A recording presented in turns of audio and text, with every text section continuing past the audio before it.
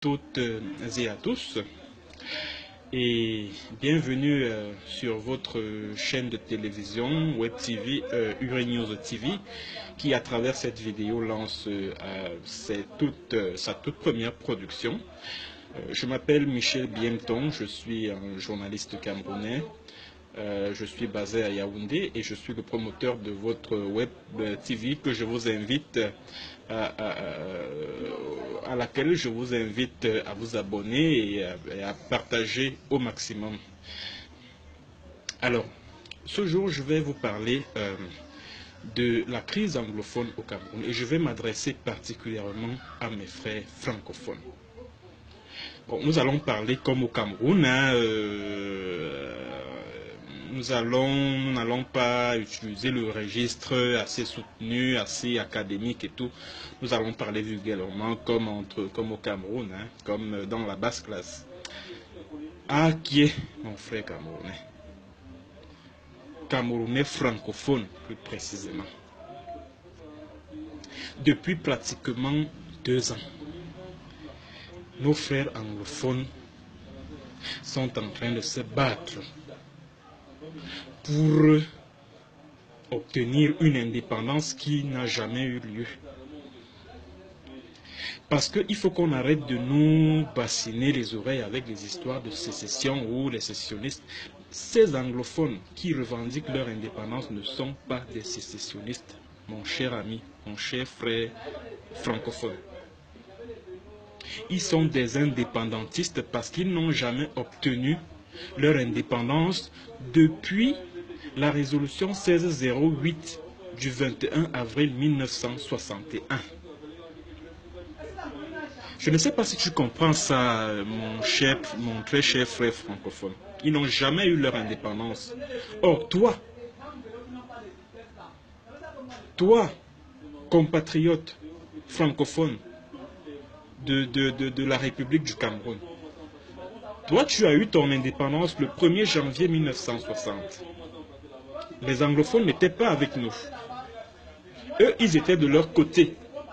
Parce qu'ils venaient de se détacher du Nigeria. Donc, ils étaient un électron libre. Donc, ils étaient déjà considérés comme un État. La seule chose qui leur manquait, c'était un siège aux Nations Unies. Donc, quand nous avons obtenu l'indépendance, quand toi, Camerounais francophone, tu as obtenu ton indépendance le 1er janvier 1960, est-ce que les anglophones étaient là? Les anglophones n'étaient pas là. Les anglophones, eux, ils étaient de leur côté. Quand, après cette indépendance, tu as obtenu un siège aux Nations Unies comme membre, c'est-à-dire que tu as obtenu la souveraineté internationale, est-ce que les anglophones étaient là? Non. Bon, maintenant, comme tu es, je ne sais pas, comme tu es, comme Paul Biya au Cameroun, pour toi, c'est comme un dieu. Quand il dit un truc, tu considères cela comme une parole d'évangile, comme la parole de Dieu, la parole de Jésus-Christ. Il dit oui, le Cameroun est un et indivisible. Toi aussi, bêtement comme ça, tu reprends ça, que oui, le Cameroun est un et indivisible. Ben dis donc. Vous les Camerounais, vous avez même quoi dans la tête là? Vous avez quoi dans le cerveau là? Vous avez quoi dans la tête là?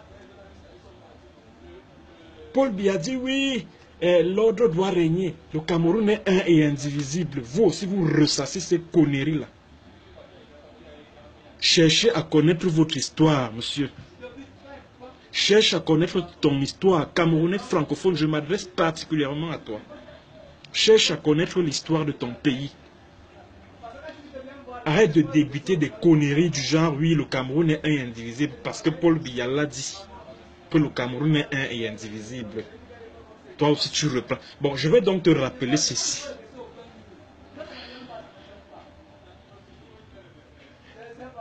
C'est-à-dire que l'État unitaire actuel, dans lequel nous vivons, c'est-à-dire que l'État unitaire du Cameroun est repose sur une base complètement illégale. Ça, il faut donc que tu le saches dès maintenant. Ok? Il faut que tu le saches. que cet État unitaire repose sur une base complètement illégale. Ça, il faut que tu le saches. Pourquoi je le dis? Quand le Cameroun, c'est-à-dire que la République du Cameroun, dans laquelle tu es né, dans laquelle tes parents sont nés, dans laquelle tes arrière-grands-parents sont nés, a obtenu son indépendance en 1960. Le Cameroun anglophone, c'est-à-dire le Southern Cameroun, venait de se détacher du Nigeria. Et eux maintenant, ils ont choisi, à l'issue d'un plébiscite qui a eu lieu le 11 février 1961, de se rattacher au Cameroun. Nous sommes en février 61, le 11 février 1961. Maintenant, le 21 avril 1961, le 21 avril, l'ONU a voté une résolution qui accordait l'indépendance au Southern Cameroun. Et je vais vous expliquer comment ça s'est passé. Le vote a eu lieu en réalité le 19 avril 1961. Et lors de ce vote, il y avait 3 étapes. La 3e étape, c'était quoi? Consistait à ce que, c'est-à-dire cette 3e étape-là, consistait à ce que la République du Cameroun, qui venait d'acquérir son indépendance, et le Southern Cameroun, devaient signer un traité de l'union en vue de la création d'une union fédérale. Je ne sais pas si tu comprends ça, cher compatriote francophone. C'est-à-dire que les 2 Camerouns devraient s'asseoir et signer une union fédérale. Bon, au cours d'une conférence, d'une assise, je ne sais trop quoi. Et l'Angleterre devait prendre part à ces assises-là, au cours desquelles la signature de ce traité de l'union, pour l'union en vue d'une union fédérale, devrait être signée. L'ONU devait prendre part à ça. L'Angleterre, qui était l'autorité administrante au Southern Cameroun, devait prendre part à cela. J'aimerais que tu comprennes très bien, autant pour moi. C'est-à-dire les 2 Camerouns devaient signer un traité de l'union en vue de matérialiser l'indépendance du Southern Cameroun, parce que le Southern Cameroun avait opté pour une indépendance en se joignant à la République du Cameroun. Or, qu'est-ce qui s'est passé lors de la conférence de Fumban? D'abord, l'Angleterre n'a pas pris part aux travaux lors de la conférence de Fumban, ni l'Angleterre ni l'ONU d'ailleurs. 2, Amadou Ahidjo est venu avec un projet de constitution faussement fédéral où le pouvoir central avait concentré tous les pouvoirs. Passez-moi la tautologie.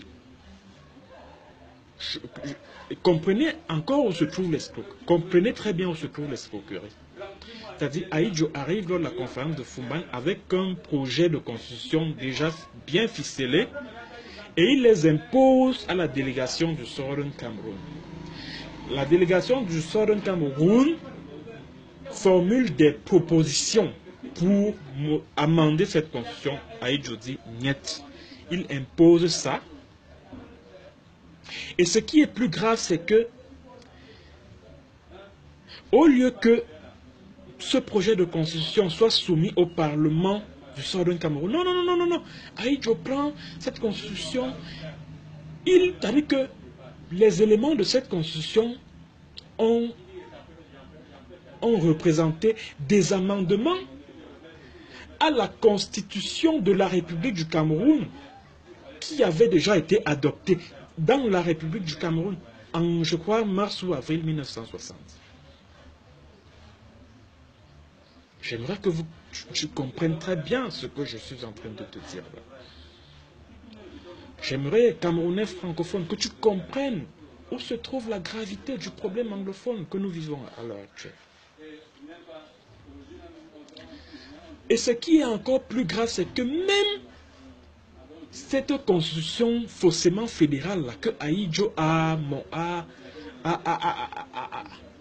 bricolé de toutes pièces, a été violée par Amadou Ahidjo en mai 1972 quand il organise le référendum pour l'État unitaire. Il organise ce référendum-là. C'est-à-dire que ce référendum, c'est pour ça que je disais au début que l'État unitaire, quand vous dites oui, le Cameroun est un et indivisible, c'est sur la base de quoi? C'est de quel fondement légal? L'État unitaire au Cameroun n'a aucun fondement légal. Ça, tu dois le retenir ainsi. Parce que cet État unitaire-là, qui a été consacré par la Constitution de 72, violait l'article 47 de la Constitution fédérale, qui est un contrat social à la Jean-Jacques Rousseau que nous avons établi avec nos frères anglophones. Nous avons violé ce contrat social-là. Et c'est nous aujourd'hui qui leur disons que oui, le Cameroun est un et indivisible. Nous n'en avons pas le droit. Nous n'en avons pas le droit. Ils sont dans leur droit de se battre pour acquérir le droit à l'autodétermination. Le droit à l'autodétermination est consacré aussi bien par la Charte des Nations Unies que par la Charte africaine des droits de l'homme et des peuples. Alors ils ont bel et bien le droit de se battre pour obtenir leur autodétermination. Vous êtes là, vous dites oui, oui, les anglophones ont les mêmes problèmes que nous, les francophones. Nous avons les problèmes d'eau, nous avons les problèmes d'électricité comme eux. Nous avons les problèmes de route comme eux. Ok, pendant qu'eux, ils sont donc en train de se battre là, pendant qu'ils sont en train de descendre dans la rue pour en découdre avec ce régime, vous êtes où? Oui, c'est-à-dire vous dites que vous avez les mêmes problèmes. Mais pourquoi pendant qu'eux, ils sont dans la rue, ils se font canarder par les militaires et tout? Pendant qu'ils crient, qu'ils se battent, vous êtes où? Vous les francophones là, vous êtes où? Qu'est-ce que vous faites? Vous êtes où? Vous êtes assis dans les bars en train de boire de la bière. Vous dites que le Cameroun est un et indivisible, n'importe quoi. L'État unitaire actuel, qui est la forme de l'État actuel, est complètement illégal, monsieur. Dites que le Cameroun... Oui, la République du Cameroun est un et indivisible. Parce que c'est celle-là qui a obtenu l'indépendance en 60 et qui a été admise aux Nations Unies. C'est celle-là qui est indivisible. Donc laissez les anglophones où ils sont, vraiment. C'est-à-dire que laissez-les où ils sont. Vous avez eu votre indépendance, mais eux, pas encore. Parce que pour qu'ils aient obtenu leur indépendance, il faut que vous ayez signé un traité. Parce que c'est ce que la résolution des Nations Unies disait. Qu'il fallait que le Southern Cameroun et la République du Cameroun signent un accord, un traité de l'Union, qui sera déposé aux Nations Unies, au secrétariat. Parce que c'est ce que la Charte des Nations Unies prescrit. Un traité international parce que la frontière qui sépare les deux Camerouns est une frontière internationalement reconnue.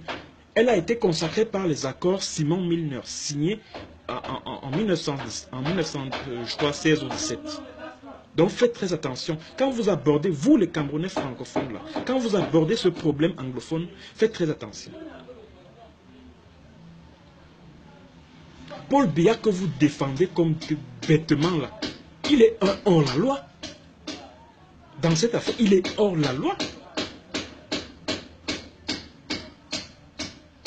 Vous dites que le Cameroun est un et indivisible. C'est sur quelle base juridique, monsieur? Sur quelle base?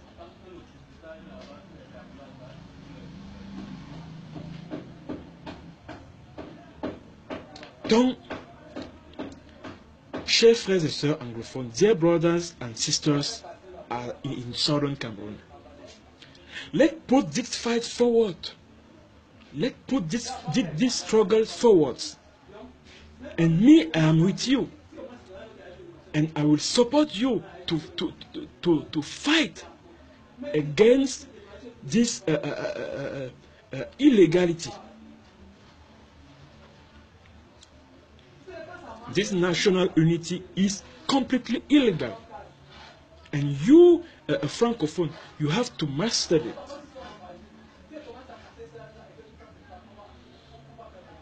You have to record it. You, francophone.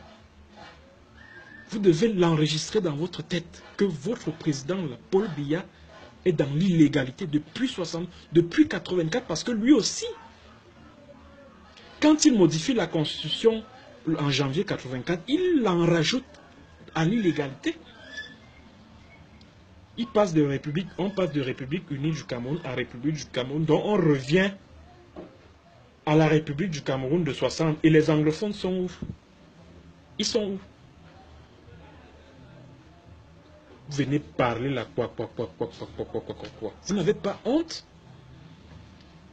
Et c'est vous qui envahissez les réseaux sociaux là, les Facebook et autres là. Vous encouragez les militaires à tuer vos frères anglophones. Vous les encouragez à les massacrer.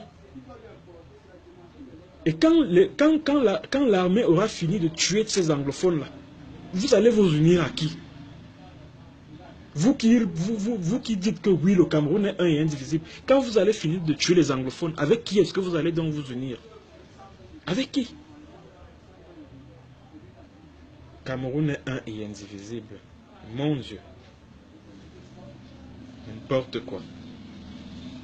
Donc ce qu'il y a à faire là maintenant, c'est qu'on organise une autre conférence, ça sera peut-être plus Fumban ou je ne sais trop quoi. Et au cours de cette conférence, l'ONU doit prendre part à ça, l'Angleterre doit prendre à ça, et un traité de l'Union, un traité doit être signé entre la République du Cameroun et le Southern Cameroun, pour une union fédérale. Le respect de l'esprit de la résolution 1608 du 21 avril 1961. C'est la seule solution à la crise anglophone au Cameroun. La seule. Tout le reste, c'est nul. Alors si vous, autorité camerounaise, si vous, Camerounais francophones, vous ne voulez pas vous y faire, si vous ne voulez pas respecter l'esprit de cette résolution, alors accordez l'indépendance aux anglophones, parce que la Charte des Nations Unies leur donne aussi la possibilité de revendiquer l'indépendance et de l'obtenir. Ça, c'est ce que vous ignorez aussi. C'est ce que toi, tu ignores, Camerounais francophone. Que l'histoire du Southern Cameroun n'est pas celle de la République du Cameroun. Il ne faut pas confondre. Et le drame, c'est qu'on ne nous a pas enseigné l'histoire de ce pays. C'est ça le drame. Surtout dans la partie francophone. Hein. On ne nous a pas enseigné l'histoire de notre pays. Parce que si les Camerounais connaissaient vraiment l'histoire de ce pays, de leur pays, ils ne se comporteraient pas avec autant de zèle en disant oui, le Cameroun est un et indivisible, etc., etc. Non, l'unité n'est pas forcée. L'unité n'est pas forcée. Ce sont les anglophones. Encore que le référendum que Ahidjo organise en 72 repose sur la fraude, sur l'escroquerie et sur la roublardise politique. Parce que pour qu'un référendum se tienne, il fallait que ce soit uniquement dans le Southern Cameroun, pas dans tout le Cameroun, parce que c'est le Southern Cameroun qui a accepté de se rattacher à nous. D'accord? C'est le Southern Cameroun qui a accepté de se rattacher. Alors s'il fallait organiser un référendum pour un État unitaire, c'est uniquement au Southern Cameroun. Donc il y a eu tricherie, il y a eu fraude, il y a eu roublardise, il y a eu tromperie, il y a eu duperie.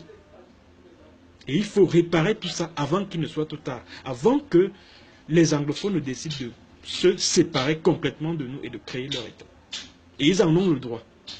Ils en ont le droit parce qu'ils n'ont jamais obtenu l'indépendance, telle que voulue par les Nations Unies. C'est vous qui avez opéré un passage en force, en piétinant vos propres textes, pour consacrer un État unitaire. Cet État unitaire est complètement illégal. Et ils ont le droit de se battre contre cela. Vous n'avez aucun droit là-bas. Toutes les autorités qui se trouvent au Southern Cameroun et qui ont été nommées à partir de Yaoundé sont dans l'illégalité. Les seules autorités qui vaillent dans cette zone, ce sont celles qui émanent d'autorités élues par les populations du Southern Cameroun. D'accord? J'espère que vous me comprenez. Ce sont les seules autorités légales et légitimes dans toutes celles qui se trouvent là-bas et qui ont été nommées par Yaoundé. Non, oubliez. Vous êtes dans l'illégalité. Vous êtes dans l'illégalité.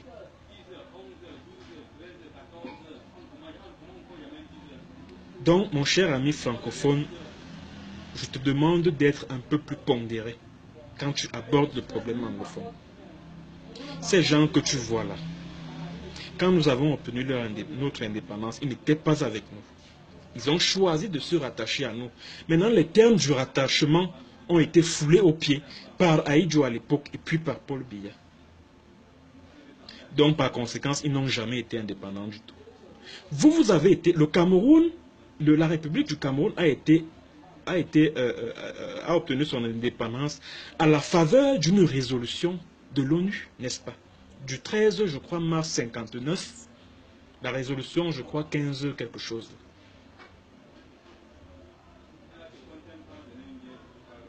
Et les termes de cette résolution ont été respectés. Vous avez obtenu votre indépendance sans problème. Mais maintenant, il faut également que les termes de la résolution qui accordent l'indépendance aux anglophones soient aussi respectés. À savoir quoi? Qu'il y ait un traité de l'Union en vue de la création d'une fédération, d'une union fédéraliste. Hein? En vue de la création d'une union fédéraliste, c'est-à-dire quoi? Que du côté de la République du Cameroun, que les autorités, enfin que les populations élisent leurs dirigeants. Du côté de la zone anglophone, pareil. Que les populations, d'un côté comme de l'autre des deux Camerouns, puissent s'auto-gérer. C'est de cela qu'il est question. Le droit à l'autodétermination, right to self-determination, c'est ce que les anglophones revendiquent. Ils ne revendiquent pas les infrastructures socio-économiques. Ce n'est pas de ça qu'ils ont besoin. Ils revendiquent le droit à l'autodétermination. Vous avez été affranchis de la tutelle onusienne. Eux, pas encore. Pas encore. Depuis 57 ans. Depuis 57 ans. Donc c'est ce message que j'avais à te transmettre aujourd'hui. Chers Camerounais francophones. Suis cette vidéo, partage-la au maximum et partagez cette vidéo, chers amis, à tous vos frères, à tous vos sœurs, à tous vos amis, à tous vos camarades francophones. Car ce message, il est important pour vous. Pour que la paix revienne au Cameroun. Parce que moi, je ne veux pas que les anglophones s'en aillent. Je ne veux pas, oh, M. Paul Biya, à travers les mesures qu'il prend, il envoie l'armée pour les tuer, pour les massacrer. Il est en train de les pousser à la révolte, à se soulever et à revendiquer l'indépendance totale. Et ils en ont le droit. Ils en ont le droit parce qu'ils n'ont jamais été indépendants. Donc arrêtez de nous parler de sécession. Ce n'est pas de la sécession. Sécession veut dire quoi? Sécession veut dire qu'au départ, quand l'État était en train de se constituer, c'est-à-dire qu'à travers les indépendants, parce que dans les États africains post-coloniaux, la constitution de l'État, c'était à travers les indépendances. Or, quand le Cameroun acquiert son indépendance, le 1er janvier 1960, les anglophones ne sont pas là. Ils ne sont pas là. Ils choisissent de se rattacher à nous après. Donc, arrêtez de nous parler de sécession. Ils ne veulent pas faire sécession. Arrêtez de comparer le Cameroun, ce qui se passe dans la zone anglophone, au Cabinda, en Angola, ou alors à la Casamance au Sénégal, ou à la Corse en France. Ça n'a rien à voir. Absolument rien à voir. Bon, je vous remercie, chers amis, et puis bonne visualisation de cette vidéo, et puis partagez-la au maximum.